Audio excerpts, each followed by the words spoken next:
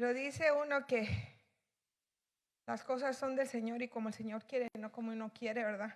A veces uno planea y dice, no, yo no me siento capaz, yo no puedo. Pero la verdad es que todo esto no se hace por uno, se hace por Él y a través de Él. Y anoche yo ayer veía al pastor batallando con su espalda. Me decía, yo voy a predicar. El Señor me puso en el corazón a las 11 de la noche, yo estaba poniendo versos juntos. Me dice, ¿qué estás haciendo? Le digo, estoy poniendo versos juntos. Me dice, ¿para qué? Porque pues me tengo que preparar, ¿verdad? Y a veces tal vez no nos sentimos, pero tenemos que escuchar la voz y el mandato de lo que Él dice. Amén.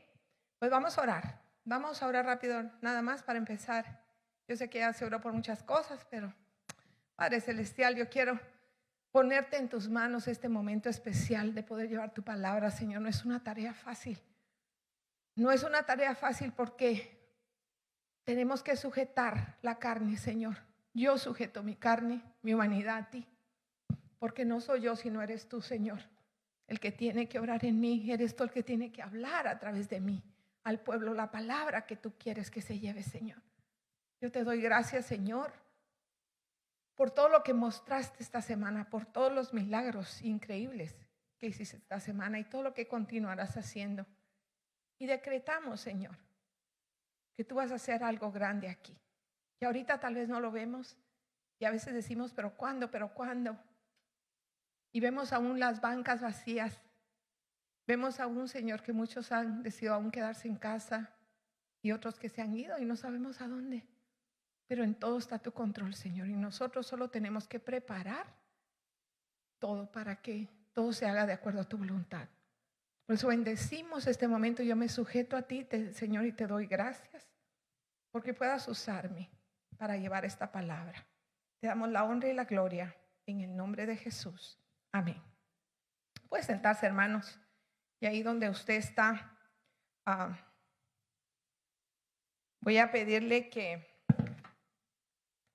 me tenga paciencia hoy. Como le digo, fue algo inexplicable, por eso mi prédica hoy se llama La multiplicación inexplicable. Ese es el tema de mi enseñanza en este día.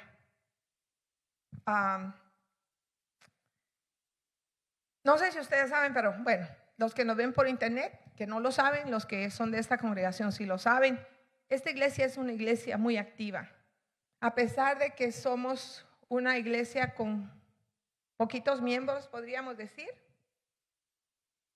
seríamos contados como una iglesia muy pequeñita, pero aquí se hace el trabajo de miles. Con un puñado se hace el trabajo de miles. Estas 2 semanas pasadas, 3 semanas fueron muy arduas, porque por 18 meses no tuvimos misiones. Tuvimos misiones locales. Tuvimos que multiplicar esfuerzos, sacar manos de donde no habían para poder hacer el trabajo. ¿Por qué? Porque no vinieron los misioneros a los cuales estamos acostumbrados. Llegan a darnos un poco de ayuda. Yo no sé si ahí pusieron el aire, pero aquí sí está un poquito caluroso. Y de repente se nos llenó la agenda. Y esperamos que así continúe llena, ¿verdad?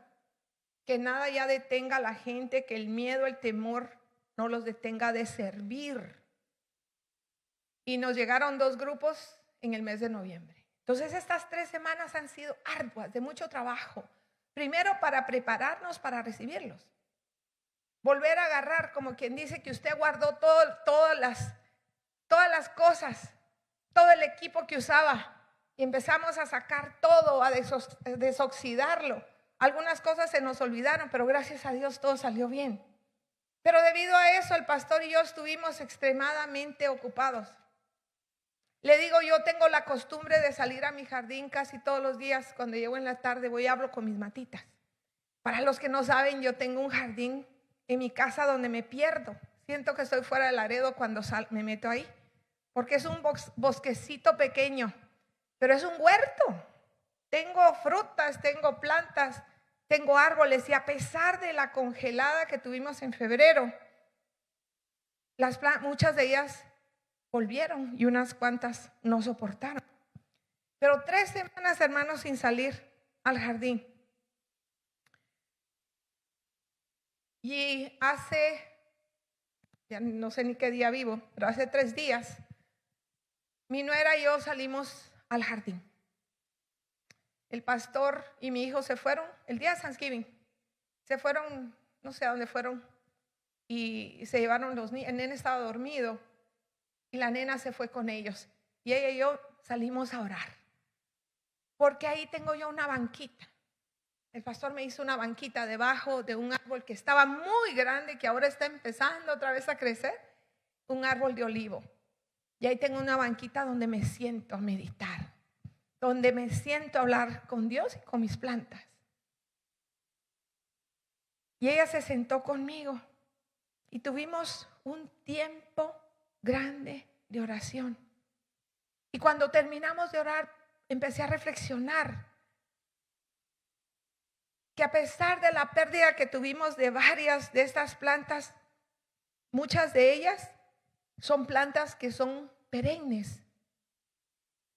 Va a decir, ¿por qué está hablando de plantas? Va a ver por qué. Son perennes, que quiere decir que constantemente están dando. El higo es uno que solo en cierto tiempo del año hay que podarlo, se deja solo el tronquito y para todo el año pasa dando higos. Corta los higos y siguen saliendo y siguen saliendo y siguen saliendo y más grande se hace la mata. Y el higo está inmenso, lleno de frutos. Y yo veía esa higuera y veía los frutos del higo. Y es curioso que Jesús a un higo se acercó a buscar comida, porque es una planta que nunca deja de dar. Por eso cuando el Señor pasó enfrente de aquella que no tenía, le dijo que si no daba fruto, se secara, y se secó. ¿Sí se acuerdan, verdad? Porque yo creo que esa planta representa lo que el Señor quiere que seamos. Pero hay otras plantas que no son así, como es el naranjo, la toronja, los limones. El limón produce más, pero la naranja y la toronja solo en cierto tiempo. Tienen su estación. A mí me encanta hablar con el expastor Tony Ramírez, porque él conoce las plantas. Y él me dice, mira, esta se siembra en este tiempo, esta va a dar en este tiempo, ¿verdad? Las plantas necesitan el tiempo de frío para, como que dice, invernar, para que en primavera puedan empezar a salir. Y muchas de esas matas son así. Una de ellas, como le digo, todos los cítricos, pero la uva. Y todos los años, desde que Poncho nos hizo esa preciosa pérgola que tenemos afuera, el pastor tiene sembradas 2 parras. ¿Qué son las parras? Es la mata de la uva, al pie.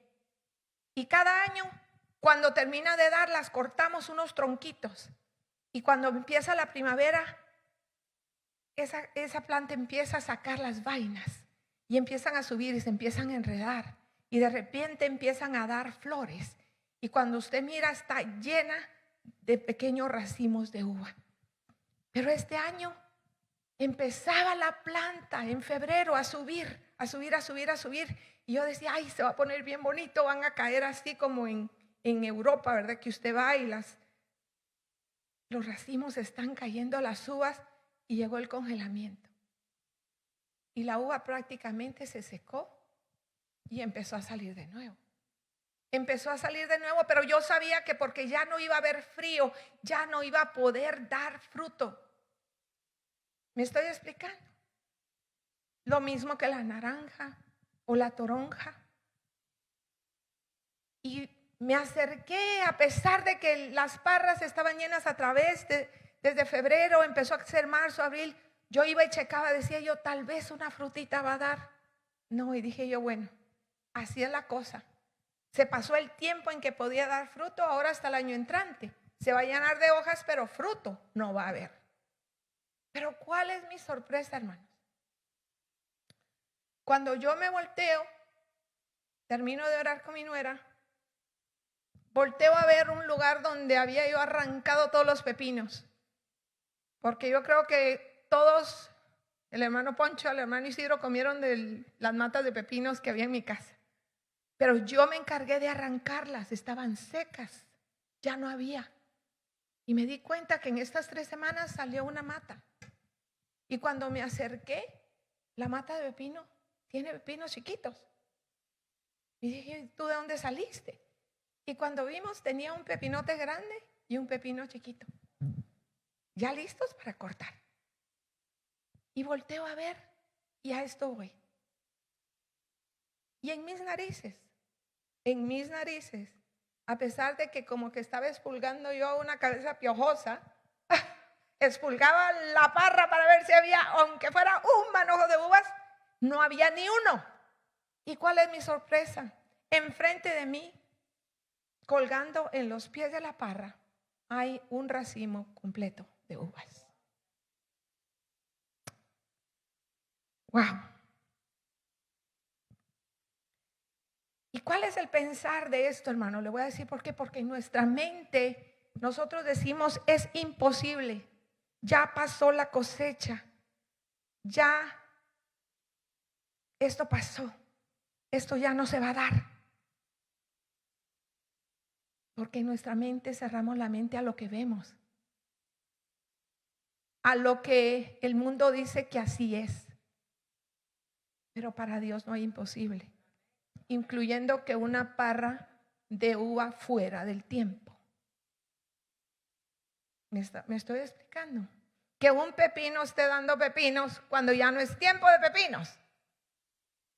Porque Dios a través de eso nos habla. Quiero que vaya a su Biblia y vamos a leer el capítulo de Juan, número 6. Y vamos a leer del verso 1 al verso 14. ¿Ok? Dice la palabra del Señor: pasadas estas cosas, fuese Jesús de la otra parte de la mar de Galilea, que es de Tiberias, y seguía grande multitud porque veían sus señales que hacían los enfermos. Y subió Jesús a un monte y se sentó ahí con sus discípulos. Y estaba cerca la Pascua, la fiesta de los judíos. Y como alzó Jesús los ojos y vio que había venido a él grande multitud, dice a Felipe: ¿de dónde compraremos pan para que coman estos? Mas esto decía para probarle, porque él sabía lo que iba a hacer. Respondiéndole Felipe: 200 denarios de pan no les bastarán para que cada uno de ellos tome un poco de pan. Dícele uno de sus discípulos, Andrés, hermano de Simón Pedro: un muchacho está aquí que tiene 5 panes de cebada y 2 pececillos. ¿Mas qué es esto entre tantos? Entonces Jesús dijo: hacer recostar la gente, y había mucha hierba en aquel lugar, y recostáronse los como número de 5,000 varones, eso sin contar las mujeres y niños. Y tomó Jesús aquellos panes, y habiendo dado gracias, repartió a sus discípulos.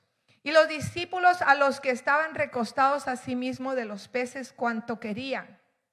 Y como fueron saciados, dijo a sus discípulos: recoged los pedazos que han quedado, porque no se pierda ¿qué? Nada.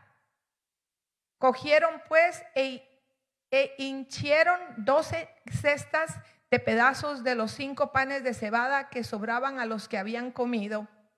Aquellos hombres entonces, como vieron la señal que Jesús había hecho, decían: este verdaderamente es el profeta que había de venir al mundo. Wow. Wow. Una gran multitud, hermanos, había seguido a Jesús. Eran miles, 5,000 se cuenta, pero como les digo, sin niños y sin mujeres. Y dése cuenta que la pregunta que le hace a Felipe es una pregunta crucial. Oye tú, parafraseando, ¿verdad? ¿Y de dónde vamos a comprar para que estos coman? Yo creo que no habría una panadería en ese tiempo que hubiera podido hacer la cantidad de pan para darle comer a tantísima gente. Pero ¿qué hace Felipe? Fíjese bien, ¿qué hace Felipe? Felipe toma una mentalidad muy común, muy humana, pensando que es algo imposible. Piensa, aquí no hay panaderías, aquí no hay dinero, aquí no hay recursos. Y los 200 denarios en la nueva versión internacional dice así. Lee diferente y dice, ni con el salario de 8 meses. Eso era un salario de 8 meses. Podríamos comprar suficiente pan para darle un pedazo a cada uno. Él no podía creer que eso fuera posible. Él no lo podía ni siquiera concebir. En su mente cerrada, él no pensó, tengo a Jesús aquí enfrente de mí. No lo pensó. Él solo dijo, no, no, no. Y muchos tenemos esa mentalidad. ¿Qué pensó? No se puede hacer. Estoy parafraseando. Este proyecto está hundido en el agua. No hay dinero. Está fuera de nuestro presupuesto, Jesús. Ni lo pienses. Estamos fritos. Esa gente se va a morir de hambre. Ese fue el pensamiento ¿de quién? De Felipe. Felipe no reconoció a Jesús porque él quería ver cómo se iba a hacer. ¿Cómo? Y a veces así actuamos nosotros. Queremos primero pensar cómo se va a hacer. Por otro lado, Andrés, dése cuenta, nota al niño de los panes y los peces y se pone a pensar si Jesús podría hacer algo con lo que el muchacho tenía en las manos. ¿Cómo pensaría Andrés entonces? Andrés no pensó como Felipe. Andrés pensó, si se los ponemos enfrente a Jesús, Jesús puede hacer algo con ellos. Si cambió el agua en vino, Él puede movilizar estos panes y hacer que nos alcancen. Y otra cosa, hay un jovencito ahí. Ahora sí me lo enfrió demasiado, Cordero. Ahora me lo puso congelador. El jovencito, por otro lado, está dispuesto y feliz de poner el alimento que posiblemente era alimento para su día, para su semana, en las manos del Señor. Decirle, Señor, tómalo tú, haz lo que tengas que hacer con él. No le dijo a Andrés, no, Andrés, ¿cómo me vas a quitar mi alimento para darle comer si ni siquiera va a alcanzarte para que te lo doy? No le dijo eso, sí. El muchacho tuvo la disposición y Andrés creyó que Jesús podía hacer algo, mientras que Felipe dijo, no, aquí no se puede hacer nada. Hermano, ¿qué mentalidad es la que tú estás manejando? Entonces, Jesús hace el milagro que se esperaba. Cada persona es alimentada. Y cuando todos en la multitud se han saciado del hambre, Jesús instruye que se recojan todas las sobras de los alimentos que deben ser recogidos y nada se desperdiciara. Esto está en prácticamente todos los evangelios, este recuento. Le voy a dejar tarea que usted busque en dónde más está. Este recuento se repite en los evangelios. Y en todos los evangelios dice lo mismo, que todas las sobras se recogieron. Y estos alimentos sobrantes, ¿a dónde se llevaban? Se llevaban a los ancianos, se llevaban a los destituidos, a los indigentes en las ciudades, a aquellos que ellos sabían que no tenían nada. Jesús multiplicó, pero no bendijo solamente a los que estaban ahí, sino bendijo todavía a personas más adelante con el pan que sobró. El desperdicio, hermanos, es una de las cosas que Dios detesta, que desperdiciemos. Por eso estamos en tan serios problemas el día de hoy. La gente ve un producto y le ve la fecha, que no son fechas de frescura, perdonen, que no son fechas de expiración. Lo único que tiene expiración son los productos lácteos, los productos de bebé, la leche de niño. Me refiero a la fórmula. Eso es lo único que sí tiene fecha de expiración. De ahí todo lo seco que usted recibe. Esos son productos que dicen best buy, mejor para tal fecha, fresco para tal fecha, más, pero no quiere decir que el producto esté malo. ¿Y sabe qué? Nos hemos convertido en generaciones de desperdicio. Primero, generaciones que no saben manejar todo lo que Dios pone en sus manos. Porque si a mí no me sirve, le va a servir a alguien más. Cuando los ancianitos vienen aquí a firmar su tarjetita para que les demos, se les dice, los productos se les van a dar fuera de fecha la mayoría, porque así nos llegan. Un banco de alimentos es surtido de esa forma, de todo lo que le sobró al supermercado, de todo lo que le sobró a la tienda. Se va al banco de alimentos. Pero ¿sabe qué? Si yo llevara ese producto a Guatemala, me lo quitan de las manos. A veces lloro en la noche y digo, Señor, ¿cómo me pudiera llevar todo esto que la gente aquí no quiere?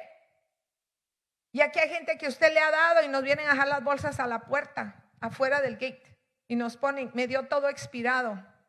Entonces no tienen hambre. Entonces no hay hambre verdadera. Nomás quieres porque era gratis. Pero aquí hay varios factores en esta enseñanza. Porque Jesús sabía lo que iba a hacer.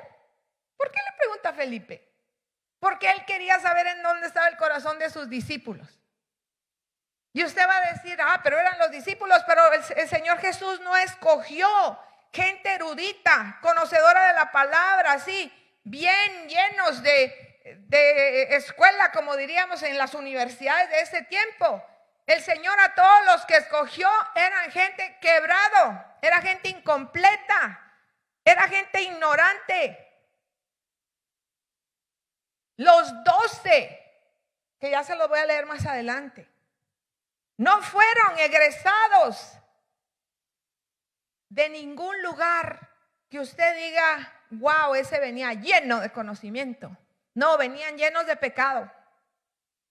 Venían llenos de inseguridades. Y el Señor quería ver quiénes en realidad estaban creyendo lo que Él podía hacer. Y a Felipe le faltaba demasiado todavía. Sin embargo, Andrés no. Vemos la actitud de Andrés, que fue muy especial. Tal vez Andrés nunca había visto a Jesús multiplicar el pan, pero había sido testigo de muchos milagros que Jesús había hecho. Había sanado enfermos delante de él, había calmado las tormentas y había cambiado el agua en vino en las bodas de Caná. Entonces, él sabía que si le ponía lo que fuera, si hubieran sido jarras, el Señor las hubiera llenado de agua. Porque él había creído, puesto jarras, pero eran 5 panes y 2 peces. Andrés tenía fe y sabía que Jesús tenía la autoridad de Dios. Y Felipe, ¿dónde se quedó? A pesar de sus experiencias con Jesús, no pudo imaginarse que Jesús haría el milagro de darle de comer a miles. Ni se lo pudo imaginar, ni le pasó por la cabeza.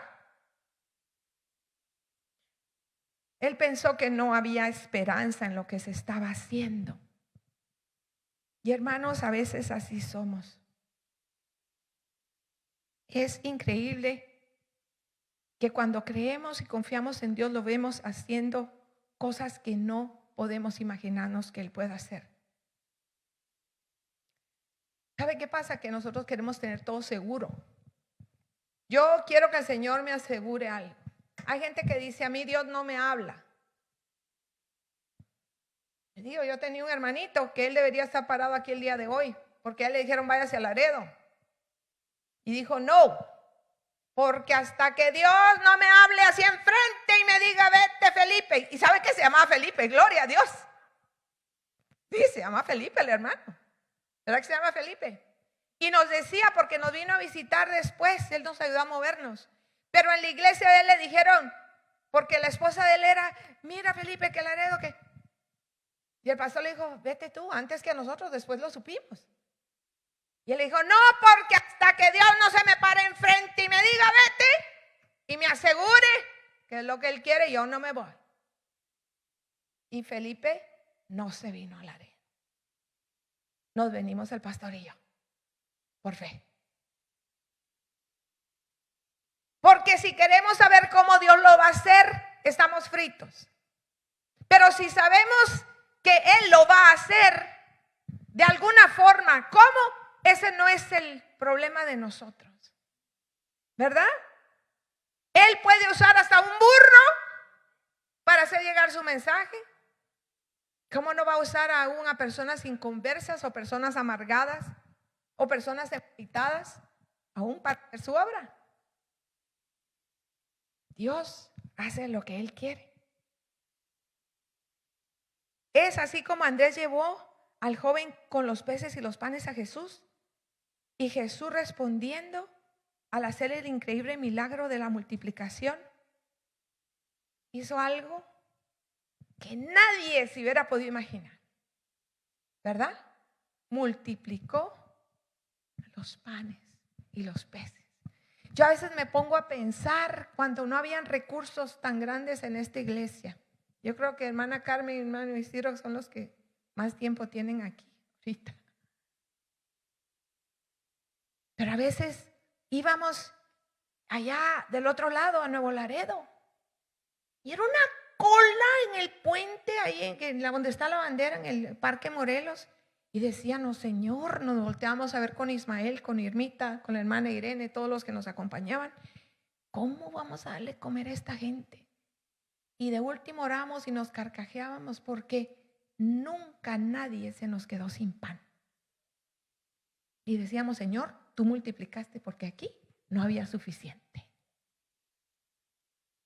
Porque Dios multiplica los recursos. Pero también Él quiere que seamos buenos administradores hasta del alimento que comemos. Esto es parte de lo que se habla aquí. Es parte de lo que se habla aquí. Dirán que hablo mucho de Guatemala y comparo a Estados Unidos, sí, porque aquí es como vivir en un país de México. Laredo es vivir como un país de México, pero entre Estados Unidos. La verdad, aquí los americanos, diríamos los güeros, los gringos, como se les quiera decir, son cosas raras aquí. ¿Sí o no?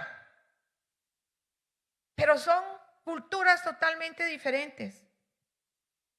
Porque como le digo, usted en Guatemala va y desde el COVID usted ve a la gente con banderas blancas.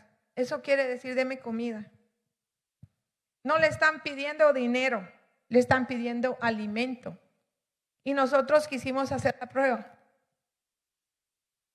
Porque aquí hemos visto gente pidiendo con cartelitos, si los ha visto, deme, tengo hambre, bla, bla, bla. Y viene la gente y les da un taco o les da un agua, les da y lo tiran. ¿Sí lo ha visto? Agarramos un día, le dije allá a las hermanas que quedó todo lo que quedó de alimento después que los misioneros se fueron y le dije, ahí hay platos para llevar, les dije, vamos a hacerle platillos con todo lo que quedó, vamos a hacer cuántos platillos hacemos y echamos, a uno les quedaron plátanos con frijoles, a otro huevito, a otro taquitos, tortillas, hicimos como unos 10 platos y nos salimos a un lugar donde habían varias mamás con niños con banderas blancas. Y paramos y bajamos los platos y les dimos los platos a esas madres y a esas ancianitas, porque hay ancianitas. ¿Y sabe qué fue lo que me hizo llorar a mí? Que inmediatamente bajaron la bandera, abrieron su plato y empezaron a comer. En el momento, hermano, empezaron a comer. Y a mí me duele mi corazón porque veo tanto en esa bodega ahorita. Hay tanto potencial para dar. Pero aquí a veces la gente no lo quiere. Ya está caducado. Hay pastores que me han devuelto el producto porque me dicen, está caducado. A mí no me dé producto caducado. A lo que te regalan no le veas nada. ¿Cómo es que dicen? ¿Al qué? A lo dado no se lo pone. Bueno, aquí hay muchos dichos. Pero Dios nos da todas esas oportunidades y nos prueba en nuestras actitudes, hermanos. Mire, le voy a poner un ejemplo. Decía yo a Lili, hace muchos años yo canté aquí, no por querer, sino porque fue un mandato de Dios después de que me enfermé en el 2006. Me puse muy mala. Fueron 6 meses que la iglesia no me vio el pelo. El pastor se podía hacer una colita porque el pastor, el pelo le creció de tal forma porque no me dejaba un segundo. Usted lo sabe, hermana Carmen. Hermano, y si ustedes saben que yo me puse grave, yo no salía de mi cuarto. Fue un tiempo de aflicción, fue un tiempo de prueba en el que mi fe tuvo que tomar control porque mi cuerpo decía te mueres. Porque el diablo me decía te vas a morir y Cristo me decía alábame. Ya no quería hablar, no podía dormir, pasaba 72 horas despierta y dormía 1 hora. Debido a un error médico, de un médico que me dio unas medicinas cruzadas, causó una alergia supuesta, ¿verdad? Eso dijo el doctor al final, una reacción alérgica en mi cerebro y perdí el control del sueño. Y eso me estaba matando. Me daba ansiedad y no quería salir a ningún lado. Pero cuando estaba en el último tiempo, el Señor me empezó a decir, alábame. Y habló a mi corazón y me dijo, me vas a cantar en Navidad. Y yo dije, Señor, ¿cómo te voy a cantar si esta voz chillona que yo tengo, que te voy a cantar? Y sabe que no me dio una canción fácil, me dio una canción bien difícil. Se llama Ojo Linet, una noche santa. Es una canción en la que usted tiene que subir un montón. Y en ese tiempo estaba aquí un pastor, César Merla, que era un tenor. Y cuando yo regresé, después de que Dios dio la pauta espiritual por lo que se tenía que orar por mí, y en cosa 24 horas me paré,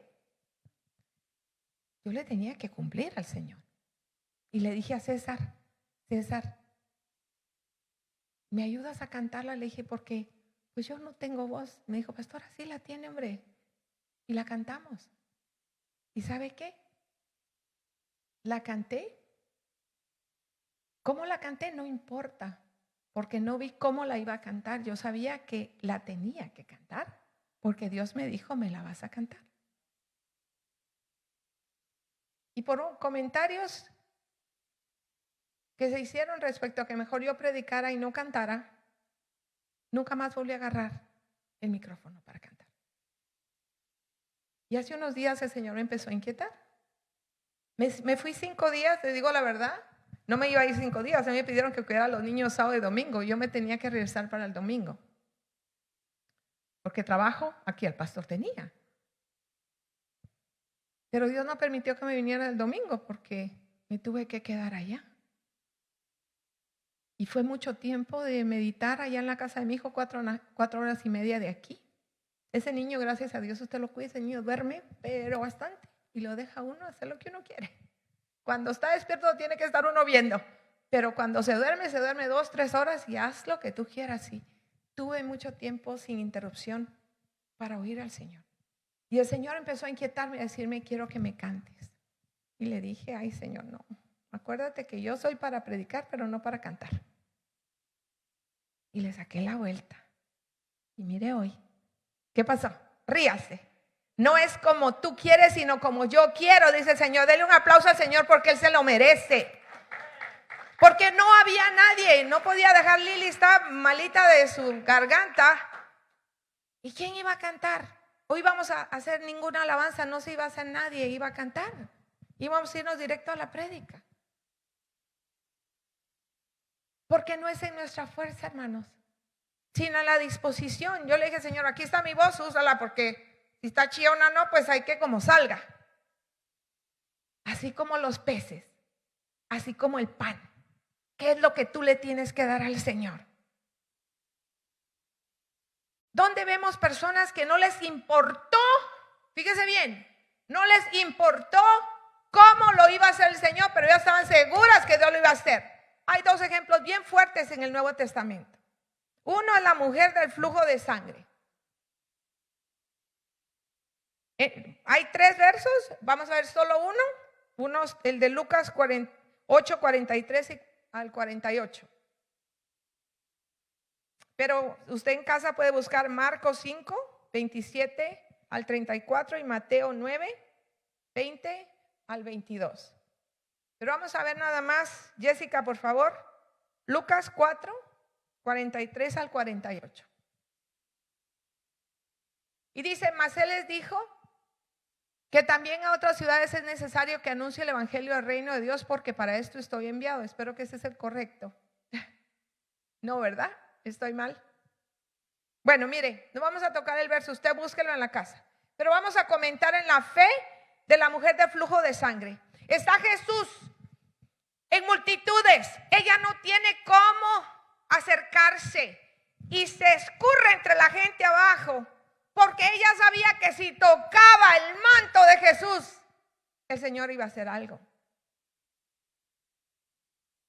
Ella no pensó, estoy frita, imposible, aquí no puedo pasar, aquí me quedo. Ella dijo, me acerco, es el 40, es Lucas 8:43. Y una mujer que tenía flujo de sangre hacía ya 12 años, la cual había gastado en médicos para su hacienda, toda su hacienda, y por ninguno había podido ser curada. Llegándose por las espaldas, tocó el borde de su vestido y luego se estancó el flujo de sangre. Entonces Jesús dijo, ¿quién es que me ha tocado? Y negando todos, dijo Pedro, los que están con el maestro. La compañía te aprieta y te oprime y dices, ¿quién es el que me ha tocado? Y Jesús dijo, me ha tocado alguien porque yo he conocido que ha salido virtud de mí. Entonces, como la mujer vio que no se había ocultado, vino temblando y postrándose delante de él, declarándole delante de todo el pueblo la causa porque le había tocado y cómo había sido sana. Y él dijo, hija, tu fe te ha salvado, ve en paz. Ella creyó sin preguntarse en su cabeza cómo lo va a hacer el Señor y qué me va a hacer. ¿Y será que puede? Se ha puesto a pensar, eso es una de las cosas que la gente dice, ¿y será que irá a pasar? ¿Y será que será posible?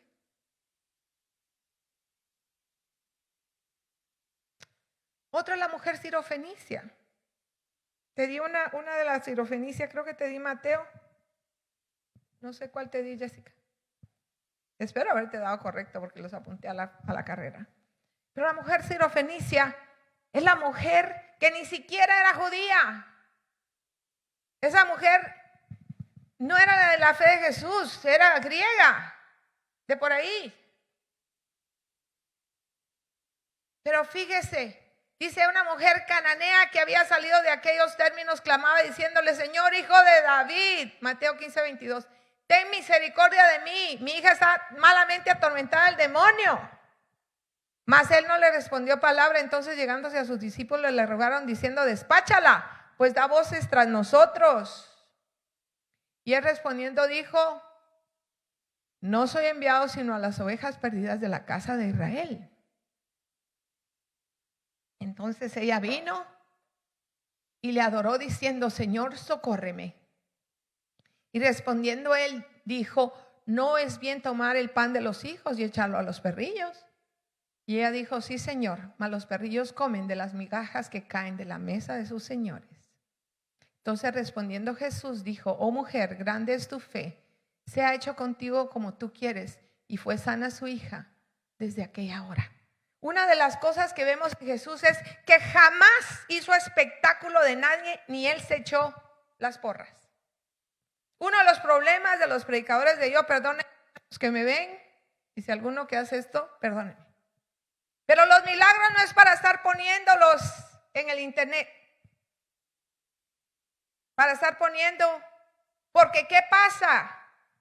Jesús no se dio gloria a él. El que trabaja para la obra del Señor no podemos nosotros darnos gloria, porque nosotros solo somos canales de su gloria. Canales para imponer manos en alguien. Pero el problema, hermanos, de hoy es que no tenemos la mentalidad de Jesús. Jesús en estos dos casos no dijo, vean cómo sané a la mujer del flujo de sangre y caminó así. sana quedaste, y caminó. ¿Sí o no? No dijo eso. ¿A quién le dio? Le dijo, tu fe a ella le dio. Lo mismo con la mujer sirofenicia. No hizo alarde de él poder que él tenía. Y ese es el problema de la iglesia hoy. Alardeamos mucho de lo que hacemos y en realidad no hacemos nada para el Señor. Lo que se hace callada la boca. Hermanos.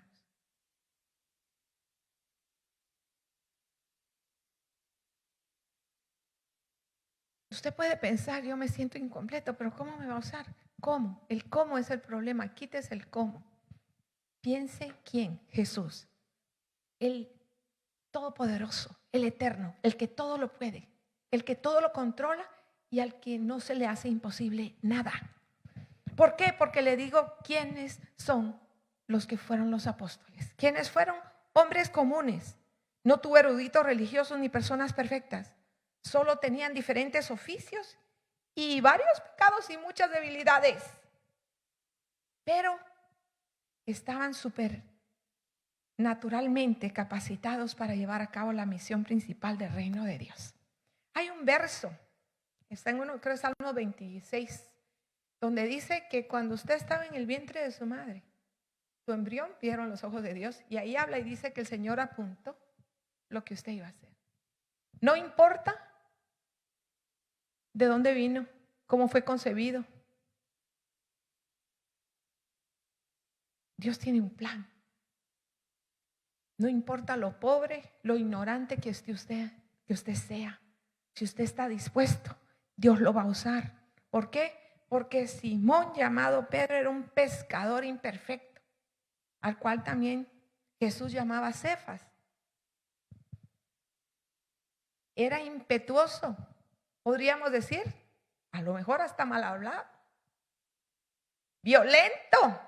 Le voló la oreja a Malco cuando iban a arrestar a Jesús. Era un hombre impetuoso. Tenía debilidades porque negó al Señor. Después de haber estado con él y haber sido testigo de todo lo que hacía, lo negó por miedo a morir. Andrés, hermano de Pedro, también pescador, un hombre rudimentario. Santiago el mayor, hijo de Zebedeo, también pescadores, la mayoría eran pescadores. Juan, hermano de Santiago. Felipe, Bartolomé, que era llamado Natael. Tomás, también llamado Dídimo.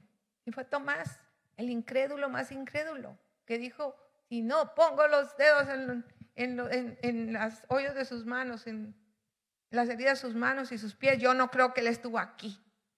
Y sabe, yo soy un estudio en eso. Y si usted estudia ese verso bien, se va a dar cuenta que Tomás fue excluido de una bendición que Jesús le dio a los que creyeron. Porque cuando se le apareció a él, ya no le dio la misma bendición que les dio a los anteriores. Léalo y va a ver, no me crea a mí. Mateo, un recaudador de impuestos, odiado por el pueblo. Odiado, rechazado. ¿Por qué? Porque trabajaba para los romanos. Porque le gustaba la buena vida. Y los romanos le pagaban bien. Pero Jesús le dijo, vente. Santiago, hijo de Alfeo. Este era Santiago el menor. También llamado Jacobo. Simón el celote. El celote, los celotes eran una secta que peleaba a los romanos de la invasión a Israel.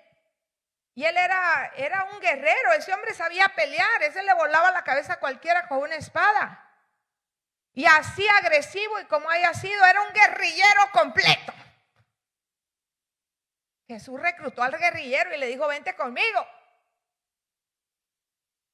Y tenía un Judas llamado Tadeo, que era hijo de Jacobo. Ese no era el Judas que lo traicionó. El dote, Judas Iscariote, que lo traicionó. Que él era el único que no era del área de Galilea, él era de Judea. Fíjese, hombres comunes fueron usados. ¿Cómo nosotros podemos dejarnos usar por el Señor? Dejando de tratar de controlar cómo el Señor va a hacer las cosas, sino creyendo.